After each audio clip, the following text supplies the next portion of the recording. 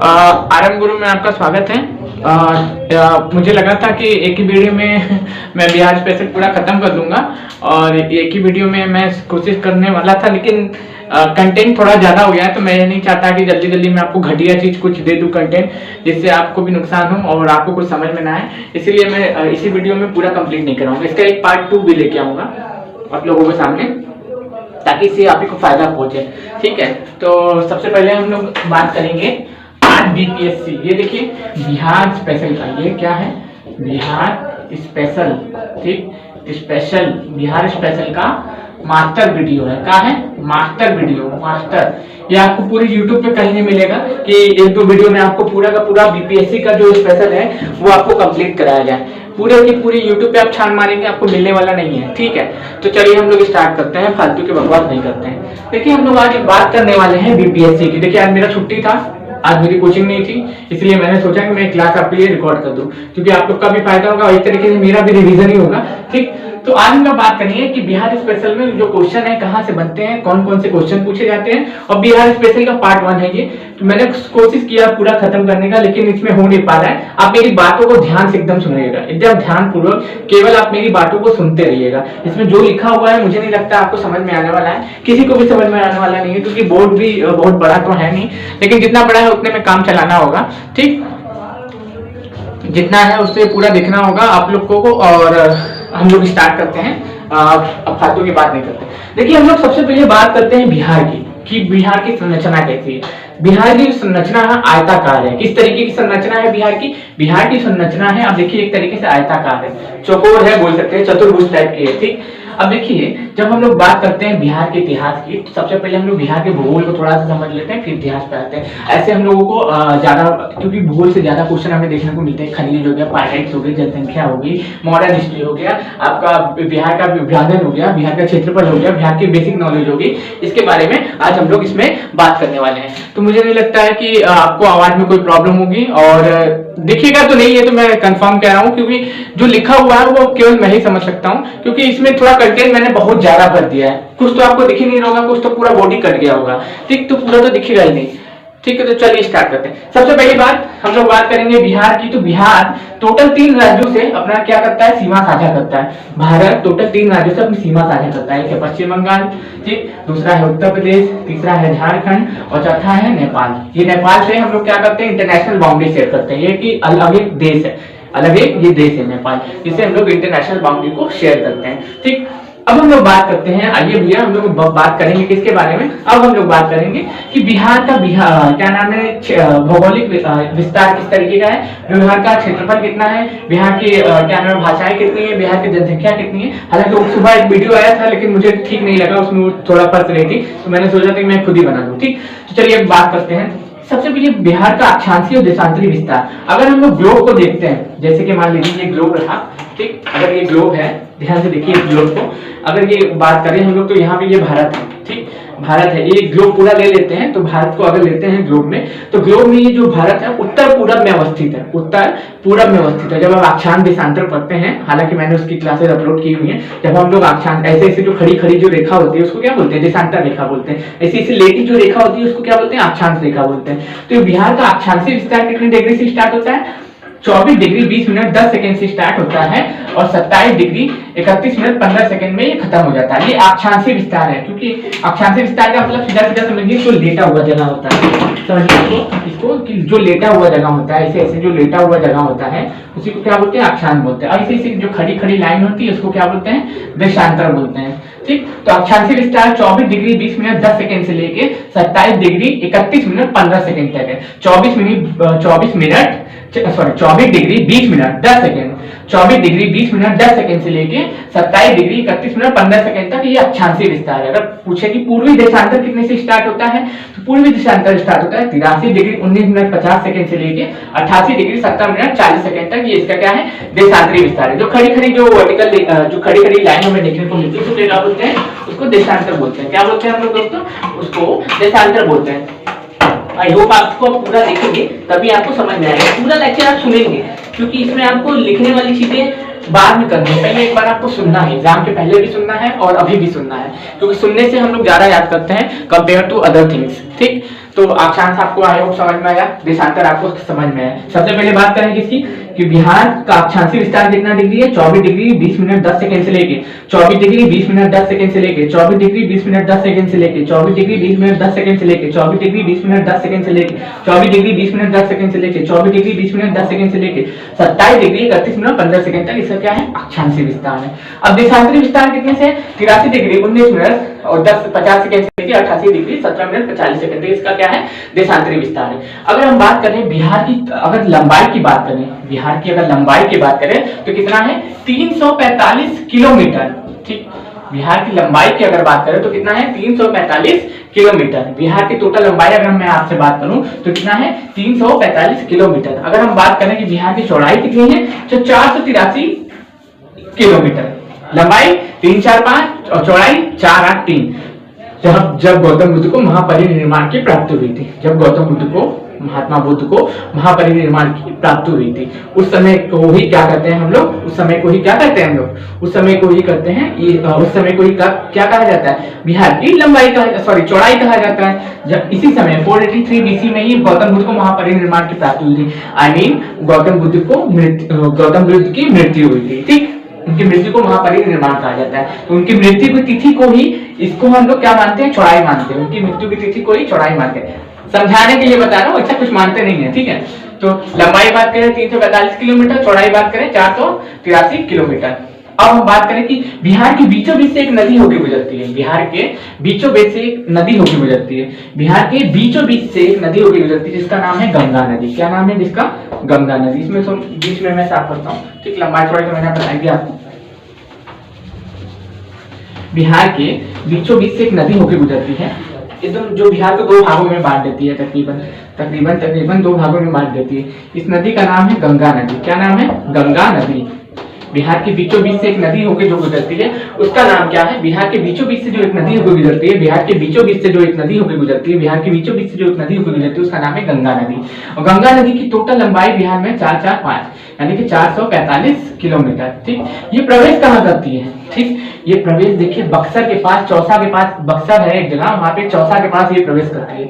चौसा एक जगह है बक्सर के बगल में, ठीक, बक्सर में ही, वहां पे ये प्रवेश करती है गंगा नदी बिहार में। ठीक, ये बिहार और यूपी के बीच सीमा का भी निर्धारण करती है। ठीक, याद रखिएगा। निकलती कहाँ है आपको ये पता ही है कि गंगोत्री ग्लेशियर से निकलती है, जो उत्तराखंड में उत्तरकाशी में है। ठीक, और इसकी टोटल लंबाई गंगा नदी की 2525 किलोमीटर है। अगर बिहार में बात करें तो 445 किलोमीटर है। ठीक, बिहार के करीबन गंगा नदी पे बसे हैं करीब 12 जिले। गंगा नदी पे बिहार के टोटल 12 जिले बसे हैं, याद रखिएगा, 12 जिले, याद रखिएगा। ये 12 जिले आपको कंफ्यूज करने के लिए पूछ लेगा। अगर पूछे पटना कितने जिलों के साथ अपनी बाउंड्री शेयर करता है, पटना जो है एक जिला, वो कितने जिलों के साथ अपनी बाउंड्री शेयर करता है, तो 9। ठीक, अगर पूछे गंगा नदी कितने जिलों के बीच में बहती है तो आप क्या बोलेंगे, 12, 6 ऊपर 6 नीचे। पटना की बात करें, पटना कितने, अगर आपसे पूछे कि पटना कितने जिलों से बाउंड्री शेयर करता है तो क्या हो जाएगा, 9 हो जाएगा। पटना अगर आपसे पूछे भैया, पटना आपसे पूछे कि पटना कितने जिलों के साथ, पटना कितने जिलों के साथ बाउंड्री शेयर करता है तो 9। अगर बात करें गंगा नदी बिहार में कितने जिलों से होकर बहती है तो 12। इसको आप याद कर लीजिएगा, रट लीजिएगा, ये एकदम कंठस्थ हो जाइएगा। ठीक, तो मेरे हिसाब से आपको समझ में आया। लंबाई कितनी है, लंबाई कितनी है, 3, 4, 5। चौड़ाई कितनी है, 4, 8, 3। गंगा नदी की बिहार में लंबाई कितनी है, 4, 4, 5। ठीक, टोटल लंबाई गंगा नदी की कितनी है, 2525 किलोमीटर। ठीक, आई होप आपको ये समझ में आ चुका होगा। ठीक, अब हम लोग इसको थोड़ा सा और रफ करते हैं और आगे बढ़ते हैं। एक बिहार का मैप और एक इंडिया का मैप, पॉलिटिकल मैप अपने मोबाइल फोन में आप लगा लीजिए, क्योंकि इस मोबाइल फोन से आपको बहुत फायदा मिलेगा। अगर मैं आपसे बात करूं कि बिहार, ठीक, कितने राज्यों के साथ बाउंड्री शेयर करता है, अगर आपसे बात करूं मैं कि बिहार कितने राज्यों के साथ बाउंड्री शेयर करता है तो 3। अगर आपसे मैं बात करूं कि बिहार इंटरनेशनल बाउंड्री किसके साथ शेयर करता है तो क्या हो जाएगा, नेपाल। अगर मैं बोलूं कि बिहार से क्या आपकी बिहार से क्या कर्क रेखा होकर गुजरती है तो बिल्कुल नहीं गुजरती है। क्वेश्चन इससे भी बनते हैं कि बिहार से कर्क रेखा होकर गुजरती है कि नहीं, लेकिन कर्क रेखा के ऊपर बसा हुआ है ना, कर्क रेखा के ऊपर तो बसा हुआ है लेकिन गुजरती तो नहीं है ना। झारखंड से गुजरती है ना, बिहार से कहाँ गुजरती है। क्वेश्चन बन सकता है आपसे कि बिहार से कर्क रेखा होकर गुजरती है कि नहीं गुजरती है, तो आप क्या बताएंगे कि बिहार से कर्क रेखा होकर नहीं गुजरती है। अब हम लोग बात करते हैं कि बिहार का नाम कब पड़ा, बिहार किससे अलग हुआ, कब बना। देखिए बिहार की स्थापना 1 अप्रैल 1912 को हुई थी। जब ये बंगाल से पृथक करके बिहार को बनाया गया था, वो कब बनाया गया? 1 अप्रैल 1912 से। बंगाल से पृथक करके बिहार की स्थापना की गई 1 अप्रैल 1912 को। बिहार बंगाल से पृथक करके बिहार की स्थापना की गई 1 अप्रैल 1912 को। बिहार से पृथक करके बंगाल से पृथक करके बिहार की स्थापना की गई 1 अप्रैल 1912 को। अगर मैं बात करूं कि उड़ीसा से इसको कब पृथक किया गया? उड़ीसा से इसको पृथक किया है सन 1936 में। उड़ीसा से इसको पृथक किया गया कब? 1936 में। फिर 15 नवंबर सन 2000 को झारखंड से भी अलग कर दिया गया। अगर पूछे कि पूर्ण स्वरूप बिहार का कब सामने निकल के आया, तो कब आया? सन 2000 में, 15 नवंबर सन 2000 में। जब क्या बना था? मध्य प्रदेश से छत्तीसगढ़ बना था, उत्तराखंड यूपी से उत्तराखंड बना था। उस समय 15 नवंबर को बिहार से अलग होकर क्या बना था? झारखंड बना था। इसको आप लोग याद कर लीजिएगा एक साथ, ठीक। अब मैं बात करूं कि बिहार का अगर टोटल क्षेत्रफल में बात करूं तो बिहार का टोटल क्षेत्रफल है 94,163 वर्ग किलोमीटर। 94,163 वर्ग किलोमीटर। 94,163 वर्ग किलोमीटर। 94,163 वर्ग किलोमीटर। 94,163 वर्ग किलोमीटर। 94,163 वर्ग किलोमीटर। याद करते जाइए इसी समय, क्योंकि बार बार वाला चक्कर मत रखिए कि बाद में याद करेंगे, बाद में अभी याद करिए, ठीक। अभी याद करेंगे, याद हो जाएगा। बिहार का टोटल मैं बोलूं क्षेत्रफल कितना है तो 94,163 वर्ग किलोमीटर। अगर क्षेत्रफल में बात करूं कि बिहार क्षेत्रफल के अनुसार भारत का सबसे बड़ा राज्य कौन सा है? राजस्थान है। अगर मैं बात करूं बिहार का कितना, कौन से नंबर पे आता है, तो बिहार आता है 12 नंबर पे। बिहार क्या आता है? 12 नंबर पे आता है पूरे भारत के क्षेत्रफल का। अगर मैं बात करूं पूरे के पूरे भारत के क्षेत्रफल का कितना प्रतिशत बिहार को मिला है, पूरे के पूरे भारत के क्षेत्रफल का कितना प्रतिशत अगर बिहार को मिला है तो कितना मिला है? 2.86%। 2.86% हमें क्या मिला है? पूरे भारत के क्षेत्रफल का बिहार को मिला हुआ है रहने के लिए भूमि, ठीक। अब बात करते हैं कि कुल जनसंख्या, क्योंकि भारत की कुल जनसंख्या के 8.6% लोग कहाँ रहते हैं? बिहार में ही रहते हैं। जनसंख्या ज्यादा है, क्षेत्रफल कम है। याद रखिएगा, जनसंख्या ज्यादा है और क्षेत्रफल बहुत कम मिला हुआ है रहने के लिए। क्या कर सकते हैं? दूसरे देश में हमला थोड़े नहीं करेंगे, ठीक। क्योंकि हम लोग तो जानते ही हैं कैसे हैं, ठीक। सभी धर्मों का सम्मान करने वाले, सबकी रिस्पेक्ट करने वाले, साम्राज्यवादी नीति वाले तो हम लोग हैं नहीं चाइना की तरह।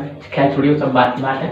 अगर बात करूं कि पूरे भारत के क्षेत्रफल का पूरे भारत की जनसंख्या का कितने प्रतिशत लोग बिहार में रहते हैं तो 1.6%। और टोटल अगर बिहार की जनसंख्या पूछते हैं तो मोबाइल का नंबर कितना याद करिए? 10 40 99 452। 10 40 99 452। 10 40 99 452। 10 40 99 452। 10 40 99 452। 10 40 99 452। देखिए मैं कमेंट्स तो नहीं ले पाऊंगा, अगर आप लोग में से कोई भी जुड़ा है तो उसका स्वागत है, लेकिन मैं कमेंट्स बिल्कुल नहीं ले पाऊंगा क्योंकि मैं अकेला ही हूँ, तो अकेले ही मैनेज करना है। इसलिए आप लोग अगर शेयर करना चाहो तो करिए, नहीं तो अन्यथा कोई बात नहीं है, ठीक। ऐसे कोई मतलब नहीं है। बिहार का टोटल जनसंख्या अगर बात करें, डायरेक्ट एक क्वेश्चन ही बना देता है कि तो बिहार की टोटल जनसंख्या बताइए, इसकी पूरा याद होगी। 10 40 99 452। 2011 की जनसंख्या के अनुसार 10 40 99 452 बिहार की जनसंख्या है। बिहार की जनसंख्या घनत्व है 1106 किलोमीटर, सॉरी 1106।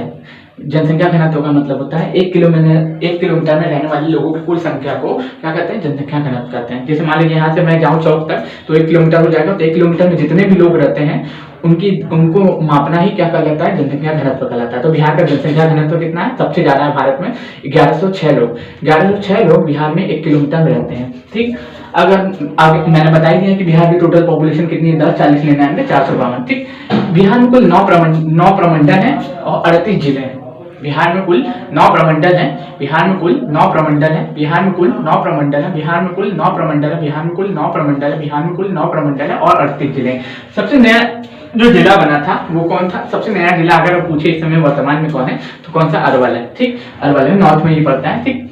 अगर बात करूं कितने अनुमंडल हैं तो अनुमंडल कितने? 101 हैं। अगर आप एसडीएम बनते हैं तो एज एसडीएम आपको वहीं अपॉइंट किया जाएगा, ठीक, ट्रेनिंग के बाद। ऐसे ही नहीं कि बस एग्जाम क्वालिफाई कर दिए तुरंत ले आके आपको जॉब पे लगा दिया, आपकी ट्रेनिंग भी की जाती है, ठीक। जैसा कि आप सभी जानते हैं कि यूपी, ठीक, यूपी अभी मैंने ऑफिशियली तो नहीं बताया, लेकिन यूपी PCS 2021 मैंने क्वालिफाई किया है फिर से, ठीक। प्री मेरा क्वालिफाई हुआ यूपी PCS 2021। तो बहुत कम टाइम मिलता है, लेकिन जो भी टाइम मिल रहा है आप लोगों को ये दे रहा हूँ, तो आप लोग उसका लाभ उठाइए।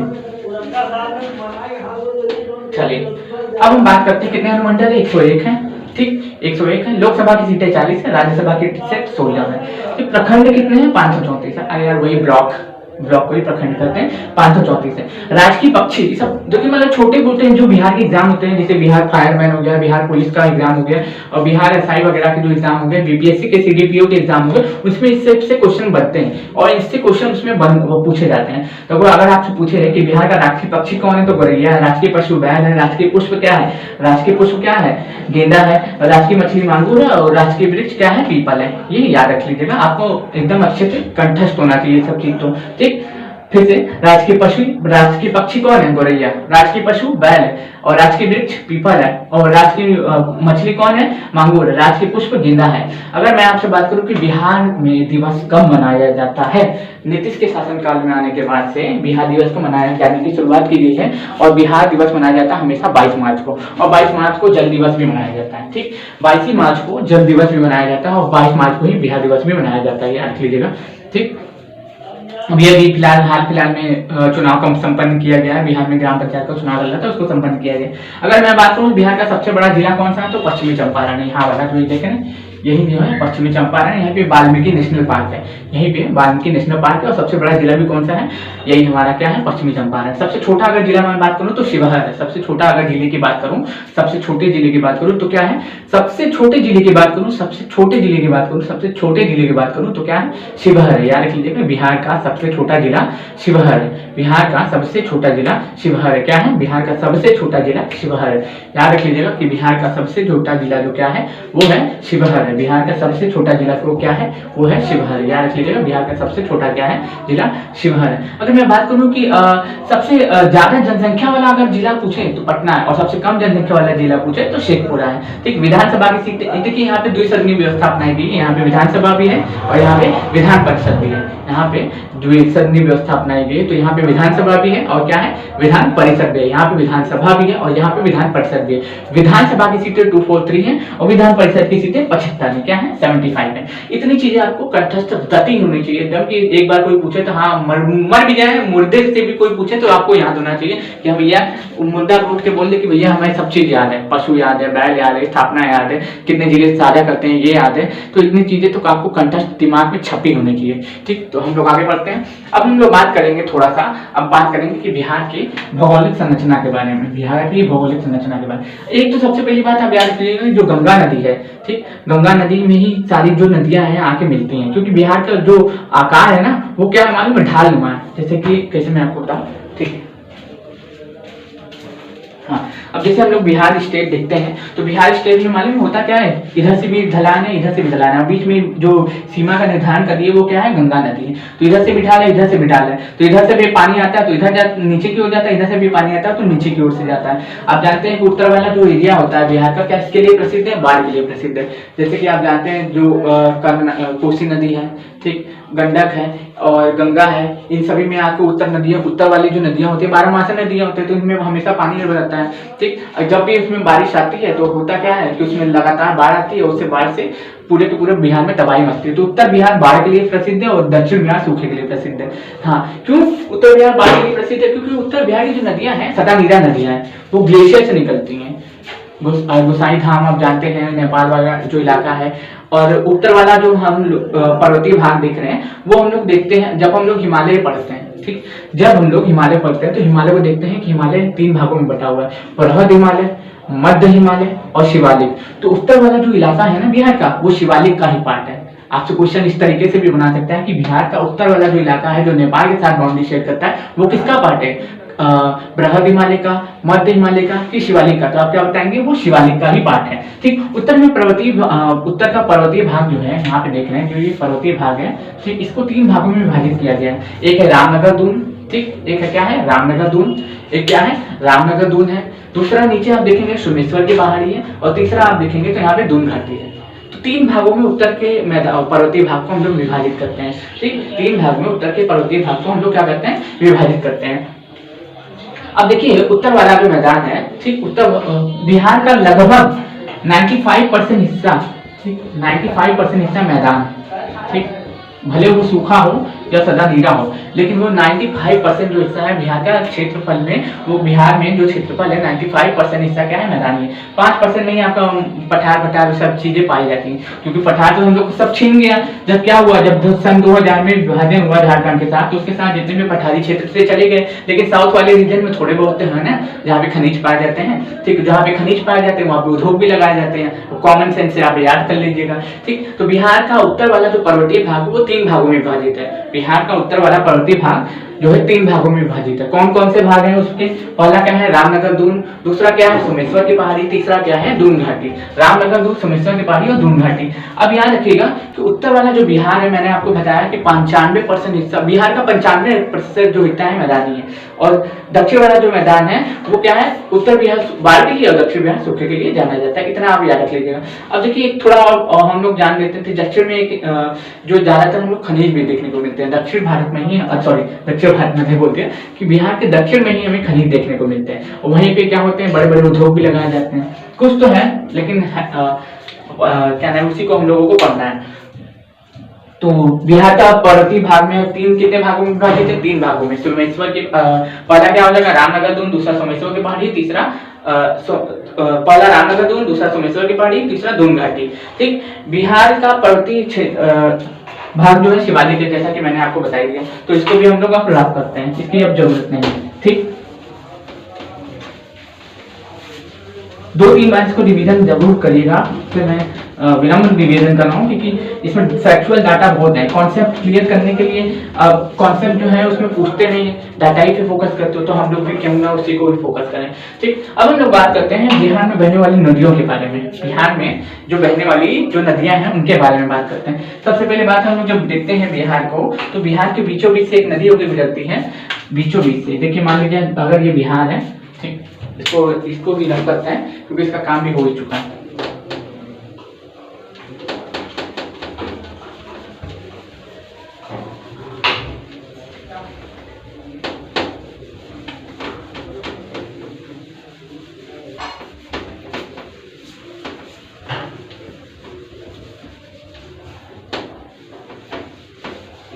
हाँ, अब हम थोड़ा सा मैप ड्रॉ कर लेते हैं। बहुत अच्छा तो नहीं बनेगा क्योंकि हम आपको समझाने के लिए बना रहे हैं, ठीक। तो ये मत बोलिएगा कि भैया आप मैप बहुत गलत बनाए हो, ठीक, इसके लिए मत बोलने लगेगा, ठीक। एक तरीके से इसी तरीके से बिहार है।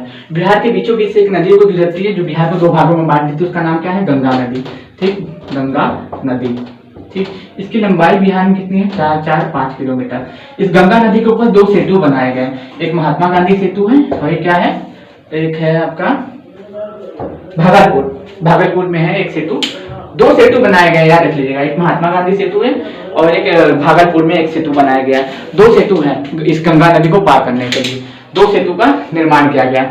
उत्तर में बहने वाली जो पहली नदी है, ठीक, ये जानते हैं यहाँ पे उत्तर में एक बहने वाली एक नदी है जो यूपी से बिहार के बीच सीमा का निर्धारण करती है। उस नदी का नाम है घाघरा नदी। क्या नाम है, घाघरा नदी। यूपी और बिहार के बीच सीमा का निर्धारण करने वाली एक नदी है जिसका नाम है घाघरा नदी। जैसे यूपी में सरयू नदी के नाम से जाना जाता है, यूपी में, ठीक, सरयू के नाम से जाना जाता है, सरयू के नाम से जाना जाता है, यूपी में सरयू के नाम से जाना जाता है। फिर इसके बाद हम लोग को एक नदी देखने को मिलती है जिसका नाम है गंडक नदी। क्या है, गंडक नदी।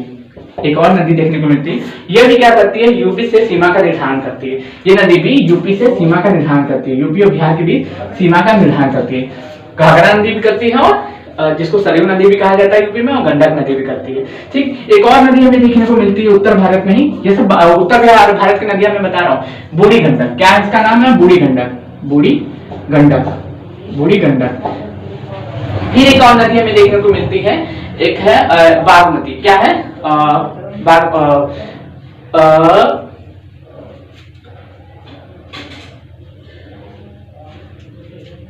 बागमती। एक नदी और देखने को मिलती है, बागमती, ठीक, बागमती। एक और नदी हमें देखने को मिलती है जिसका नाम है कोसी। क्या नाम है उसका, कोसी।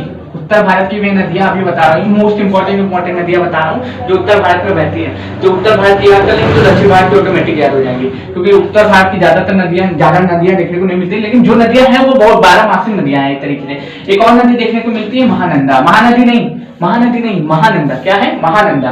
क्या है, महानंदा। याद रख लीजिएगा महानंदा। महानदी बिल्कुल मत याद करिएगा, महानंदा। पहली नदी कौन सी है? घाघरा, जिसे यूपी में सरयू के नाम से जाना जाता है, यूपी और बिहार के बीच सीमा का निर्धारण करती है। दूसरी नदी कौन सी है? दूसरी नदी है ये आपका जो है गंडक, जो ये भी यूपी और बिहार के बीच सीमा का निर्धारण करती है। एक और नदी है जिसका नाम क्या है? बूढ़ी गंडक। एक और नदी है जिसका नाम है बागमती। एक और नदी है जिसका नाम है कोसी। एक और नदी है जिसका नाम है महानंदा।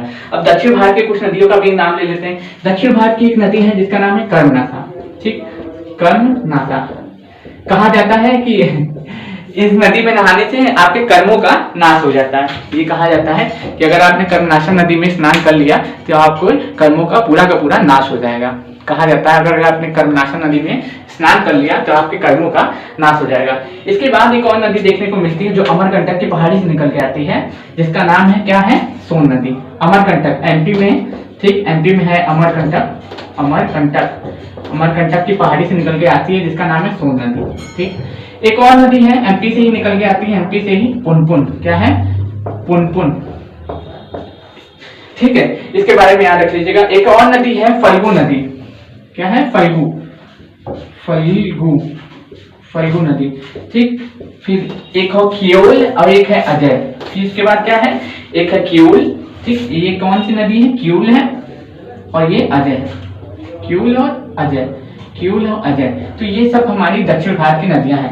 ठीक, दक्षिण भारत की दो नदियां जो मध्य प्रदेश से आती है, एक नदी कौन सी? सोन है, एक है पुनपुन। ठीक, और कर्मनाशा नदी जो यूपी और बिहार के बीच सीमा का निर्धारण करती है। ये कर्मनाशा नदी भी यूपी और बिहार के बीच सीमा का निर्धारण करती है, याद रखिएगा। तो कौन कौन सी नदी याद रखनी है? 4 नदियां हमें याद रखनी है। एक सरयू नदी, ठीक, एक गंडक नदी, एक है आपका कौन सी? कर्मनाशा नदी, एक गंगा नदी। ये 4 नदियां यूपी से सीमा का निर्धारण करने वाली नदियां हैं। इनसे क्वेश्चन ऐसे बन सकते हैं, तो इसको इस तरीके से आप याद कर लीजिएगा, अच्छे से दिमाग में बैठा लीजिएगा। ठीक, कौन कौन सी 4 नदियां जो यूपी से बिहार का सीमा का निर्धारण करती है, यूपी बिहार के बीच सीमा का निर्धारण करती है? कौन कौन सी है? पहली नदी, पहली सरयू नदी या घाघरा नदी, जो भी जो आपको नाम दे ऑप्शन में, उसके साथ याद कर लीजिएगा। मैं घाघरा याद करवा रहा हूँ, घाघरा। दूसरी नदी गंडक, तीसरी नदी आपका कौन सी हो जाएगी? कर्मनाशा, चौथी नदी हमारी खुद की गंगा हो जाएगी। ठीक, 4 नदियां यूपी बिहार के बीच सीमा का निर्धारण करती हैं। अब इन नदियों के ऊपर कुछ बैराज बनाए गए हैं और कहाँ पे ये जाके मिलती हैं उसके बारे में हम लोग चर्चा करते हैं। आइए इसको मिटाते हैं।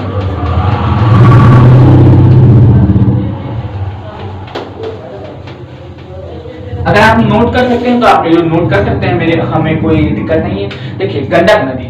ठीक, गंगा नदी के बारे में सबको पता है, कहां से निकलती है? गंगोत्री ग्लेशियर से निकलती है उत्तराखंड में। सबसे पहले गंगोत्री ग्लेशियर से निकलती है उत्तराखंड में, फिर उसके बाद देवप्रयाग में अलकनंदा से उसका संगम होता है। पहले जब गंगोत्री ग्लेशियर से निकलती है तो उसका नाम भागीरथी रहता है। गंगा नदी जब गंगोत्री ग्लेशियर से निकलती है तो उसका नाम क्या रहता है? भागीरथी। गंगा नदी जब गंगोत्री ग्लेशियर से निकलती है तो उसका नाम भागीरथी रहता है। और फिर वो देवप्रयाग में आके अलकनंदा से उन दोनों का संगम होता है, वहां से गंगा नदी कहलाती है। फिर उसके बाद उत्तराखंड होते हुए, फिर उत्तर प्रदेश होते हुए, फिर झारखंड होते हुए, फिर बिहार होते हुए, पश्चिम बंगाल होते हुए कहां गिर जाती है? बंगाल की खाड़ी में गिर जाती है। बस इतना याद कर लीजिएगा। हम लोग बिहार स्पेशल पढ़ रहे हैं तो ज्यादा हम लोग चर्चा नहीं करेंगे इंडियन ज्योग्राफी पे, क्योंकि इंडियन ज्योग्राफी मैंने पढ़ाए हुए हैं पहले से आपको। ठीक, अब हम लोग बात करते हैं गंडक नदी कहां से निकलती है? नेपाल से। ठीक, पहलजा घाट के बाद आगे पटना में मिल जाती है गंडक नदी। याद कर लीजिए, गंडक। ठीक, गंडक नदी कहां से निकलती है? नेपाल से। ठीक, नेपाल से निकलती है। और पहलेजा घाट के बाद कहां मिल जाती है? किससे? गंगा से मिल जाती है। याद रख लीजिएगा, किससे मिल जाती है? गंगा से। ठीक, और फिर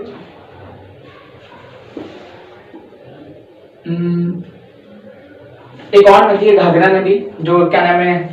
नामदफा शेड़ी से निकलती है और छपरा में जाके मिल जाती है। दूसरी है बूढ़ी गंडक, और एक और नदी है जिसका नाम है बूढ़ी गंडक। ठीक, बूढ़ी गंडक।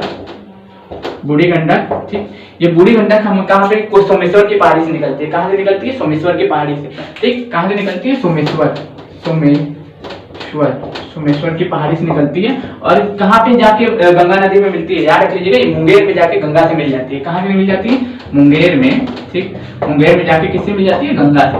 सभी नदियां गंगा से संगम करेंगी क्योंकि ढाल है, ऐसे बना हुआ है।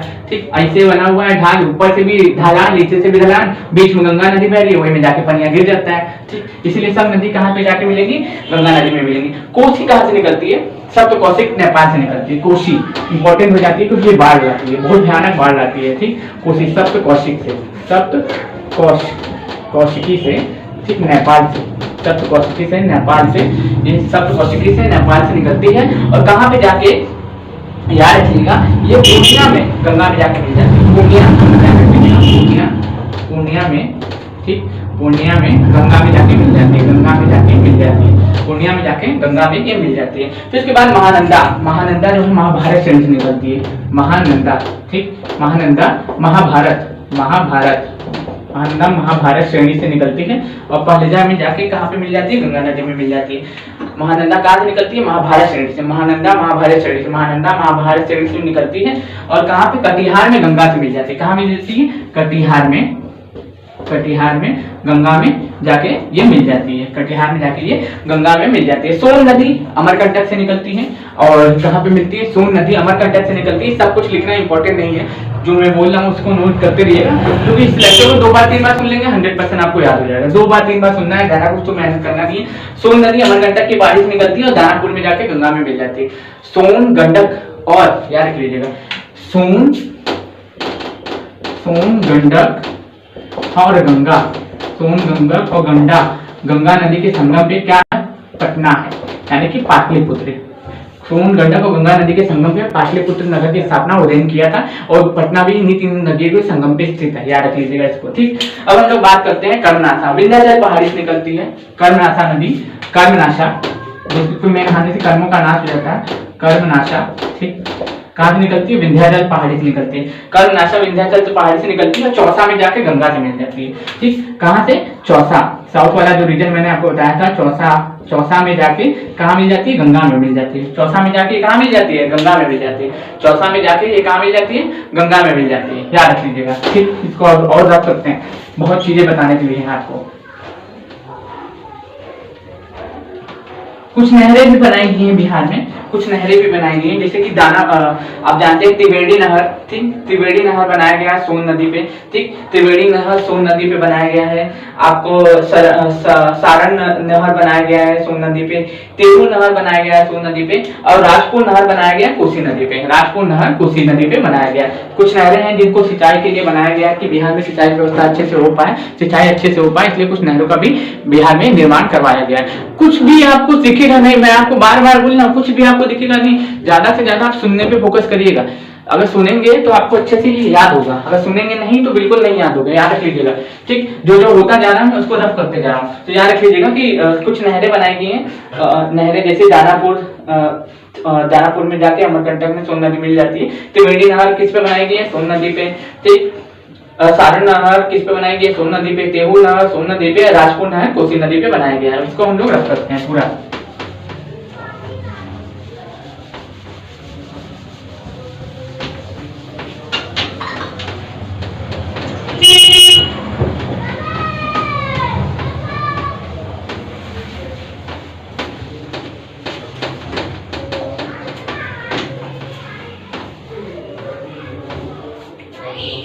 अब बात करेंगे खनिज, किसके बारे में, खनिज। अब बात करेंगे खनिज के बारे में। पहले से तिखा तिखा बना लीजिए ऐसे, ठीक, फिर ऐसे करिए, फिर यहाँ से लेकर ऐसे ऐसे मिला दीजिए इसको, थोड़ा सा छोटा बन गया लेकिन ऐसे ऐसे चेक करके आप मिला सकते हैं, ठीक। इस तरीके से आपको बिहार बन जाएगा, ठीक। तो बिहार में आप जानते हैं कि दक्षिण में ही खनिज हमें मिलेंगे। एक तो आप एकदम निश्चिंत हो जाइए कि आपको देखने में खनिज ज्यादातर देखने को मिलेंगे। कहाँ पे मिलेंगे, दक्षिण वाले बिहार में ही मिलेंगे, दक्षिण वाले क्षेत्र में बिहार के ही देखने को मिलेंगे, दक्षिण वाले क्षेत्र में बिहार के खनिज हमें देखने को मिलेंगे। खनिजों से क्वेश्चन हर साल आते हैं बीपीएससी में, आप प्रीवियस क्वेश्चन उठा के सॉल्व करो, प्रीवियस क्वेश्चन उठा के लिखो, देखो, आपको हर साल क्वेश्चन आपको देखने को मिलेंगे ही मिलेंगे, आपको हर साल। मैथ के लिए बिल्कुल मत बोलिएगा, मैं आपके बस समझाने के लिए बना रहा हूँ, यहाँ पे मैं डिजाइनिंग करने बिल्कुल नहीं आया हूँ कि मैं आपको डिजाइनिंग करके मैथ सिखाऊं, ठीक। मैं आपको बताने आया हूँ कि कहाँ से क्वेश्चन किस तरीके से आते हैं और आपको क्या पढ़ना है, ठीक। गलत राह में नहीं जाना है, इसलिए मैं आपको बताने आया हूँ, ठीक। और बिल्कुल भी आप इसके लिए तो बोलिएगा ही मत बिल्कुल कि क्या है मैथ सही नहीं बना, हमें भी पता सही नहीं बनाए, एग्जैक्ट हम खाली बताने के लिए बनाए, ठीक। अब हम बात करते हैं खनिज की। तो सबसे पहले बात हम बात करते हैं कि सोडा उद्योग कहाँ है। सोडा उद्योग बेगूसराय, चंपारण, सारण में। बेगूसराय, चंपारण, पूर्वी चंपारण और सारण में, ये केवल उत्तर में ही मिलेगा सोडा उद्योग। थोड़ा सा उत्तर वाले बिहार के 3 जगह पे हमें देखने को मिलता है, मुजफ्फरपुर में देखने को मिलता है, बेगूसराय, चंपारण और सारण में हमें क्या देखने को मिलता है, सोडा उद्योग देखने को मिलता है। ये कैमूर आप देख रहे हैं, ये कैमूर, ठीक, यहाँ पे कैमूर है, कैमूर, ठीक, यहाँ पे कैमूर है। यहाँ पे हमें देखने को क्या मिलता है, यहाँ पे कैमूर में बहुत सारे खनिज हमें देखने को मिलेगा। और रोहतास सबसे ज्यादा का खनिज कहीं भी देखने को मिलेगा तो वो रोहतास में मिलेगा। रोहतास सबसे ज्यादा खनिज हमें रोहतास में देखने को मिलेगा। यहाँ पे क्या क्या मिलता है, गंधक मिलेगा, डोलोमाइट मिलेगा, पाइराइट्स मिलेगा, चूना पत्थर मिलेगा। ये सभी चीजें हमें कहाँ पे देखने को मिलती है, रोहतास में मिलती है। क्या क्या मिलेगा इसको आप याद करिए एकदम अच्छे से, केवल सुनिए 4-5 चीजें आपको याद हो जाएंगी। तो रोहतास में हमें क्या क्या देखने को मिलता है, गंधक, खनिज, डोलोमाइट, चूना पत्थर, पाइराइट। गंधक, खनिज, डोलोमाइट, चूना पत्थर, पाइराइट। गंधक, खनिज, चूना पत्थर, डोलोमाइट, पाइराइट। गंधक, खनिज, चूना पत्थर, डोलोमाइट, पाइराइट। गंधक, खनिज, चूना पत्थर, डोलोमाइट, पाइराइट। गंधक, खनिज, चूना पत्थर, डोलोमाइट, पाइराइट। गंधक, खनिज, चूना पत्थर, डोलोमाइट, पाइराइट। ये सब हमें देखने को कहाँ मिलते हैं, रोहतास में मिलते हैं। ये सब हमें देखने को कहाँ मिलते हैं, रोहतास में मिलते हैं। क्या क्या देखने को मिलता है, बार बार मैं बोल रहा हूँ, गंधक, गंधक, ठीक, गंधक मिलेगा, डोलोमाइट, डोलोमाइट, ठीक, गंधक, डोलोमाइट, चूना पत्थर, चूना पत्थर और पाइराइट, पाइराइट। ये सभी चीजें, ये चारों चीजें हमें कहाँ पे देखने को मिली है, रोहतास में देखने को मिली है। ठीक, कहाँ पे मिली है, रोहतास में मिलेंगे। अब हम लोग बात करते हैं किसके बारे में, गया में। गया में मिलता है अभ्रक और यूरेनियम। गया में क्या मिलता है, अभ्रक और यूरेनियम। गया में मिलता है हमें अभ्रक और यूरेनियम। गया में मिलता है हमें अभ्रक और यूरेनियम। गया में मिलता है हमें अभ्रक और यूरेनियम। गया में मिलता है हमें अभ्रक और यूरेनियम। गया में मिलता है हमें अभ्रक और यूरेनियम। गया में मिलता है हमें अभ्रक और यूरेनियम। गया में मिलता है अभ्रक और यूरेनियम। गया में मिलता है अभ्रक और यूरेनियम। गया में मिलता है अभ्रक और यूरेनियम। गया में मिलता है अभ्रक और यूरेनियम। गया में मिलता है अभ्रक और यूरेनियम। इतनी बार बोल दीजिए कि याद हो जाए। अब हम लोग बात करते हैं उसके बाद नवादा। नवादा में भी अभ्रक देखने को मिलता है। नवादा में भी हमें अभ्रक देखने को मिलता है। साउथ में ही है, याद रख लीजिएगा कि नवादा भी कहाँ है, यहीं पे साउथ में ही है। यहाँ पे भी हमें क्या देखने को मिलता है, अभ्रक, ठीक, अभ्रक, ठीक। और जैसा कि मैंने आपको बताया, गया में क्या मिला था हमें देखने को, गया में अभ्रक और यूरेनियम, यूरेनियम, यूरेनियम।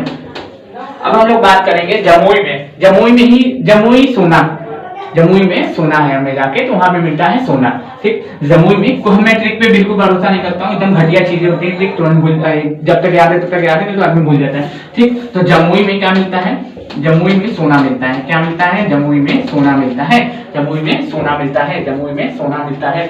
फिर इसके बाद हम लोग आएंगे भागलपुर। भागलपुर में हमें क्या मिलता है, चीनी मिट्टी मिलती है। क्या मिलता है, भागलपुर में हमें चीनी मिट्टी देखने को मिलती है। भागलपुर में चीनी मिट्टी देखने को मिलती है। देखिए जो भी खनिज पाए जाते हैं 2 से 3%, ठीक, 2 से 3% के आसपास खनिज पाए जाते हैं बिहार में, क्योंकि 97% हमारे खनिज कहाँ पे चला गया, झारखंड वाले इलाके में, क्योंकि पूरा पठारी क्षेत्र है और जहाँ पे पठारी क्षेत्र रहेगा वहाँ पे खनिज रहेगा। तो सबसे ज्यादा खनिज हमें देखने को कहाँ मिलते हैं, झारखंड वाले, छत्तीसगढ़ वाले इलाके में देखने को मिलते हैं। छोटा नागपुर पठार वाला जो रीजन है वहाँ पे देखने को हमें ज्यादा खनिज मिलते हैं, साउथ वाले रीजन। बिहार में भी था जब झारखंड उसके पास था, लेकिन झारखंड का बंटवारा किया गया 15 नवंबर सन 2000 को। उसके बाद से क्या हुआ, खनिज वहां पे चले गए 2 से 3%, लेकिन फिर भी खनिज हमें देखने को मिलते हैं, ठीक। क्वेश्चन आगे बढ़ते हैं, ठीक। भागलपुर में चीनी मिट्टी देखने को मिलती है। मुंगेर में हमें 4 चीजें देखने को मिलती है, खनिज स्टील, चीनी मिट्टी, बॉक्साइट और पाइराइट। मुंगेर में हमें 4 चीजें देखने को मिलती है। मुंगेर में हमें 4 चीजें देखने को मिलती है, खनिज तेल, चीनी मिट्टी, पाइराइट। खनिज तेल, चीनी मिट्टी, खनिज तेल, चीनी मिट्टी, बॉक्साइट, पाइराइट। खनिज तेल, चीनी मिट्टी, बॉक्साइट, पाइराइट। खनिज तेल, चीनी मिट्टी, बॉक्साइट, पाइराइट। खनिज तेल, चीनी मिट्टी, बॉक्साइट, पाइराइट। खनिज तेल, चीनी मिट्टी, बॉक्साइट, पाइराइट। खनिज तेल, चीनी मिट्टी, बॉक्साइट, पाइराइट। ये सब कहाँ हमें देखने को मिलता है, मुंगेर। ये सभी चीजें हमें देखने को कहाँ मिलती है, मुंगेर में, मुंगेर में, मुंगेर में, मुंगेर में देखने को मिलती है, ठीक। मुंगेर में हमें देखने को मिलती हैं, हमें मुंगेर में ये सब चीजें देखने को मिलती है। तो मेरे हिसाब से आपने खनिज भी पढ़ लिए होंगे, खनिज भी आप रिवीजन कर लीजिएगा 2 बार, 3 बार, 4 बार, 5 बार, 6 बार, ठीक। इसी वीडियो को देख लीजिएगा, आपको याद हो जाएगा। एक बार रिवीजन करा देते हैं, ठीक।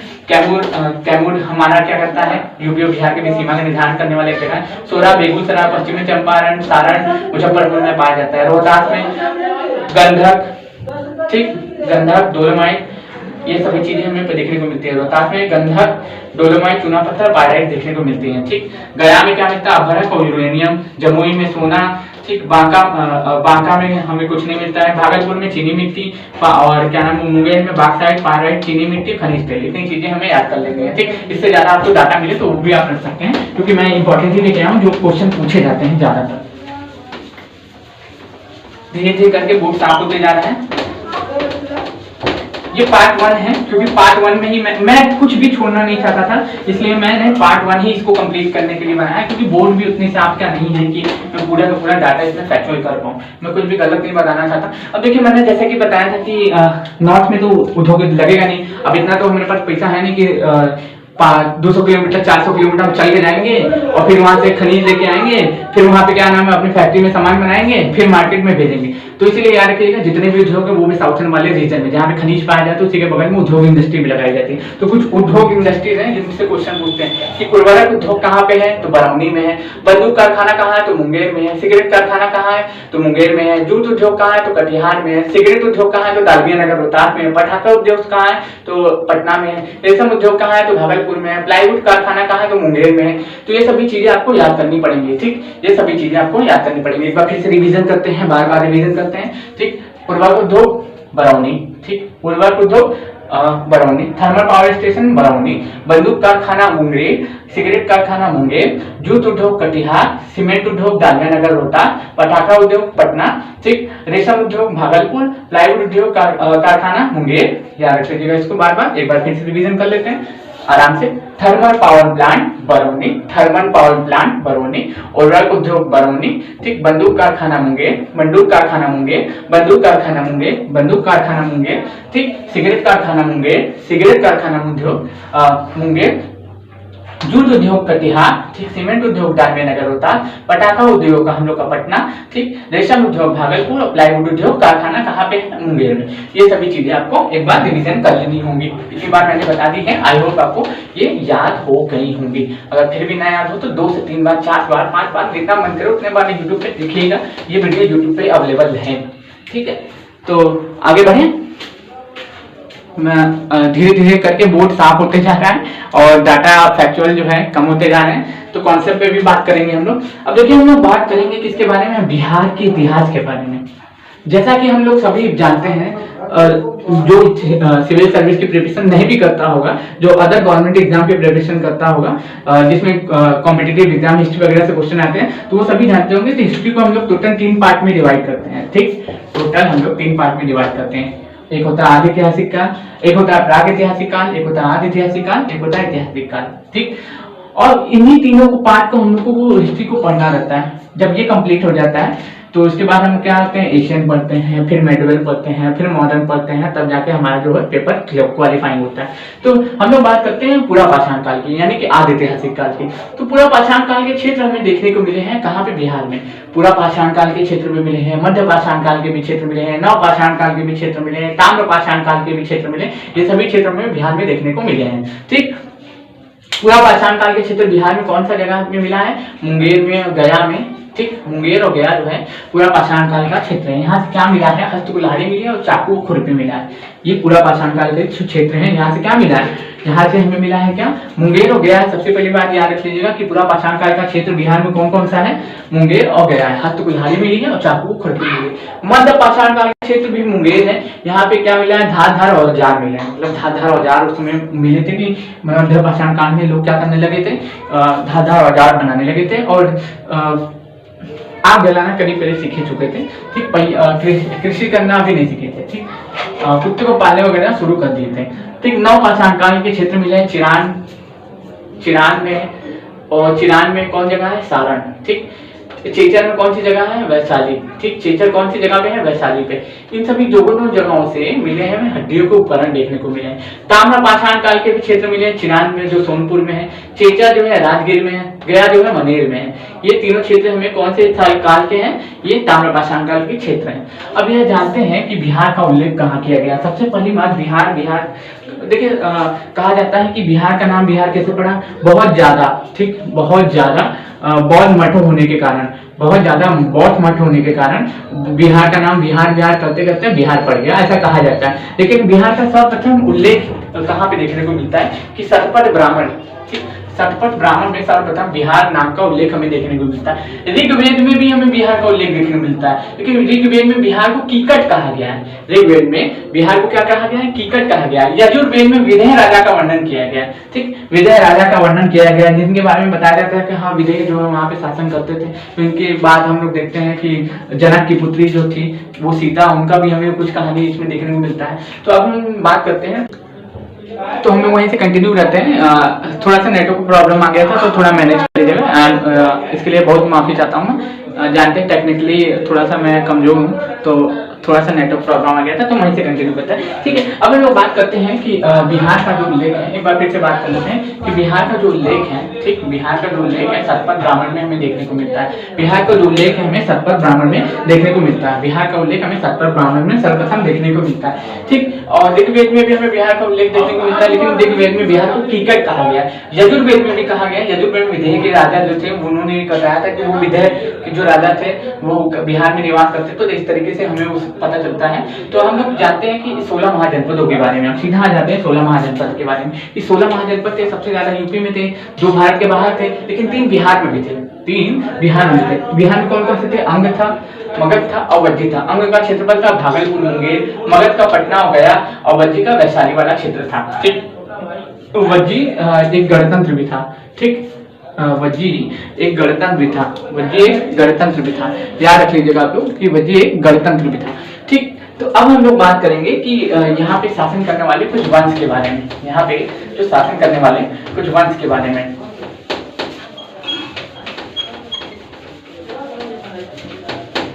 यहाँ पे शासन करने वाले कुछ वंशों के बारे में। अब देखिए यहाँ कौन कौन सा वंश किया था शासन। ठीक, हर्यक वंश, ठीक, शिशुनाग वंश, शिशुनाग वंश, ठीक, नंद वंश,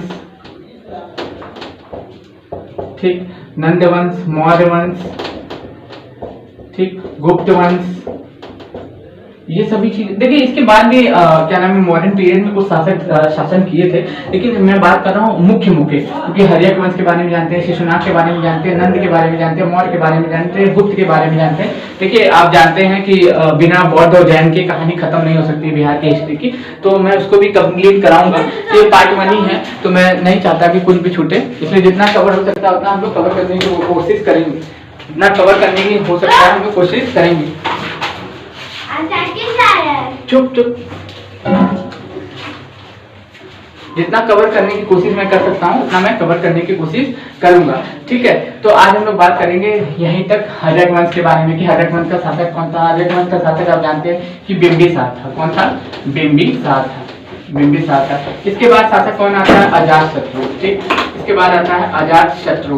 ठीक, ओवरव्यू दे रहा हूँ मैं, इसका कंप्लीट मैं अगले वीडियो में ही करूंगा। ठीक, इसके बाद आता है उदयन। ठीक, उदयन आता है। ठीक, इन सभी के बारे में आप लोग जानते हैं कि हर्यक वंश की स्थापना बिंबिसार किया, फिर अजातशत्रु है, फिर उदयन है, ये इसको मार दिया, ये इसको मार दिया, और इस बारी बारी करके ये तो शासक बन गए। उदयन जो है पाटलिपुत्र नगर की स्थापना किया था, पाटलिपुत्र नगर की स्थापना किया था, गंगा गंडक और सोन नदी के संगम में।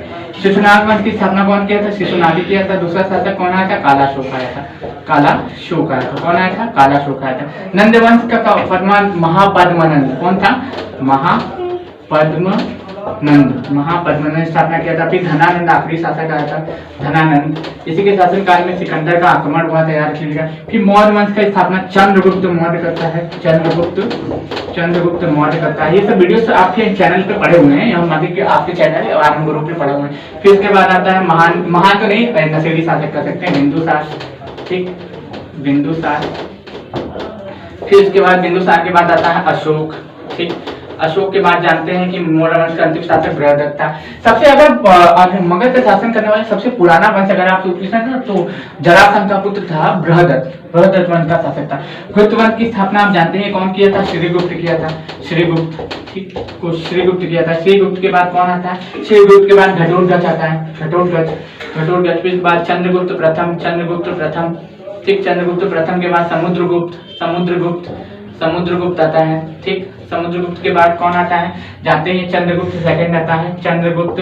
ठीक, चंद्रगुप्त सेकंड आता है। फिर चंद्रगुप्त सेकंड के बाद आप जानते हैं कि विष्णुगुप्त, स्कंदगुप्त, कई ऐसे शासक देखने को मिलते हैं जो शासन कहाँ पे करते हैं, बिहार पे शासन करते हैं। तो ये पार्ट 1 था, तो पार्ट 1 को हम लोग यहीं पे कंप्लीट करके यहीं पे छोड़ते हैं। पार्ट 1 हम लोग कल कंप्लीट कराएंगे। तो मैं आशा करता हूँ आपको ये वीडियो पसंद आएगा। अगर पसंद आएगा तो शेयर करें, लाइक करें, सब्सक्राइब करें, और कुछ ना करना हो तो पढ़ाई करें। धन्यवाद।